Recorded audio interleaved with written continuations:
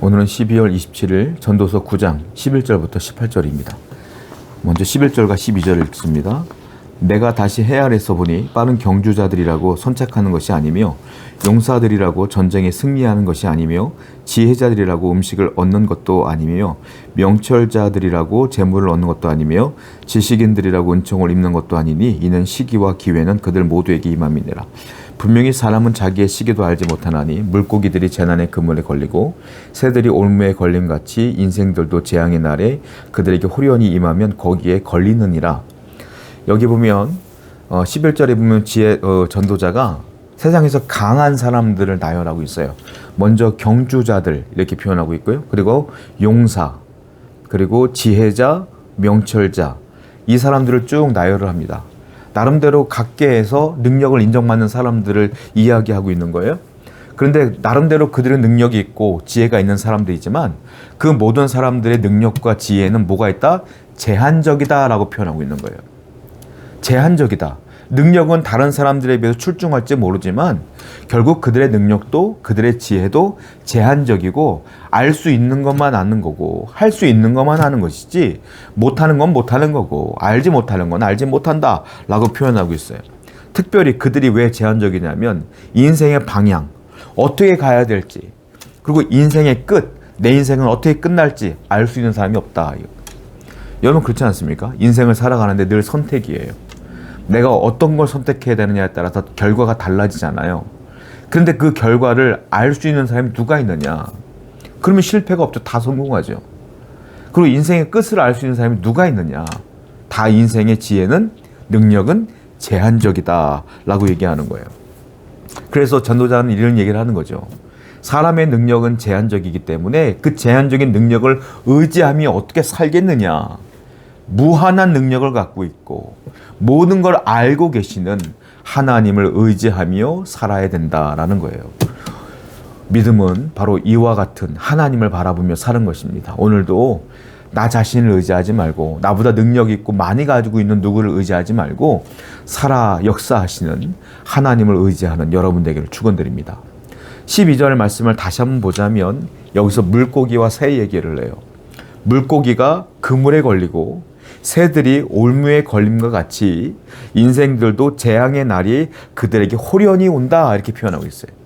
물고기가 물살을 헤치고 수영을 하고 있는데 갑자기 그물이 나타나면 잡히는 거예요. 갑자기 호련히. 그렇죠? 새들도 마찬가지예요. 새들도 갑자기 올무에 걸려 잡히는 거예요. 이와 같이 인생들도 갑자기 재앙이 찾아온다 라는 얘기를 12절에 전도자는 하고 있다는 거예요. 자, 그러니까 어떻게 해요? 사람은 언제 재앙이 올지 몰라요. 그러니까 하나님의 섭리를 믿으며 하나님의 주권을 믿어야 된다는 거예요. 믿음이 없는 사람들은 어떻게 보죠? 재앙이 오거나 그런 일들은 갑자기 내게 악운이 왔다. 뭐 운이 좋았다. 뭐 운이 나빴다. 이렇게 표현하잖아요. 그런데 믿음은 그게 아니에요. 운이 아니야. 뭐예요? 믿음은 섭리예요. 하나님의 주권이에요. 내가 되어지는 모든 것들은 다 하나님의 주관 안에 이루어지고 있는 거야. 그러니까 내게 재앙이 올 수도 있죠. 재앙이 오면 어떻게 될까요? 하나님의 섭리를 끝까지 믿는 사람이라면 하나님께서 이것도 해결하실 것을 믿으며 견디는 거예요. 믿음은 그래서 견디는 겁니다. 여러분 오늘 여러분들에게 어쩌면 안 좋은 일들, 재앙이 있을 수도 있겠어요. 아니 이미 그 재앙 가운데 허덕이고 있는 게 보시는 계실 줄로 압니다. 그래도요 하나님의 주권을 믿으시기 바랍니다. 하나님의 섭리를 믿으시기 바라요. 그리고 믿음으로 말씀 붙들고 잘 견디시기 바라요. 반드시 끝이 올 줄로 믿습니다. 13절과 15절입니다. 내가 또 해 아래에서 지혜를 보고 또 내가 크게 여긴 것이 이러하니 곧 작고 인구가 많지 아니한 어떤 성읍의 큰 왕이 와서 그것을 에워싸고 큰 흉벽을 쌓고 치고 잘 때에 그 성읍 가운데 가난한 지혜자가 있어서 그의 지혜로 그 성읍을 건진 것이라. 그러나 그 가난한 자를 기억하는 사람이 없었도다. 자, 큰 성읍의 왕이 있는데요. 그 성읍에는 가난한 지혜자가 있었대요.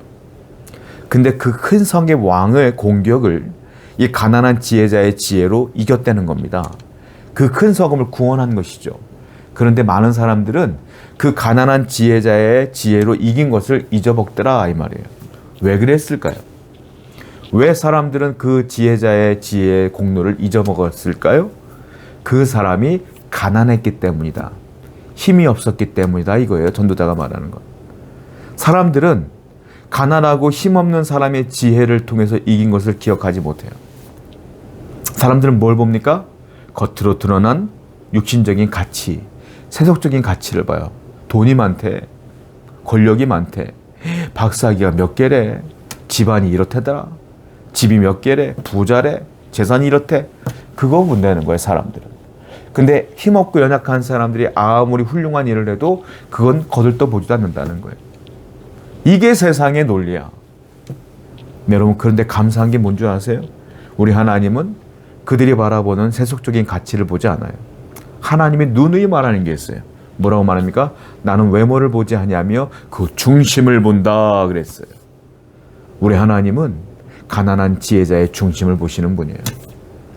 하나님은 비록 아무것도 갖지 못했지만 믿음을 갖고 열심을 다하여 주님께 충성을 다하려는 여러분들의 중심을 보시는 분이에요.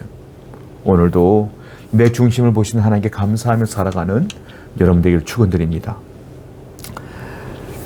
18절 말씀이에요. 지혜가 무기보다 나으니라.